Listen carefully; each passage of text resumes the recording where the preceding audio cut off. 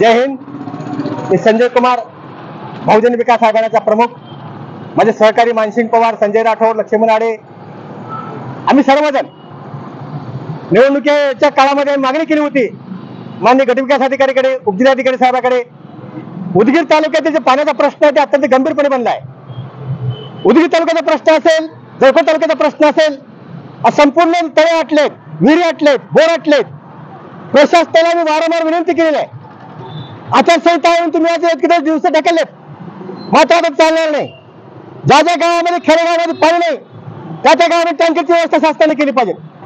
गटविकास अधिकाऱ्यांना विनंती आहे, जळकोटच्या गटविकास अधिकाऱ्यांना विनंती आहे, उपजिल्हाधिकाऱ्यांना विनंती आहे। लोक काही थमथम पाण्यासाठी आज वनवन फिरत आहेत, माझ्या महिला डोक्यावर गागल घेऊन फिरत आहेत। आज नागरगाव असेल, लुणी असेल, सम्राटपूर असेल, हळी असेल, यकुरका रोड असेल, हकरेकवाडी असेल, जळकोट तालुक्यात अनेक गाव असतील, होणार असेल, अशा गावामध्ये भीषण पाणीचं निर्माण झालंय। तुम्ही शासनाचं काम करत असताना लोकांच्या कामाकडे बघितलं नाही। अन्न, वस्त्र, निवारा, पाणी ह्या लोकांच्या मूलभूत गरजा आहेत आणि हे गरजा भागवणे शासनाचं काम आहे, प्रत्येक काम आहे।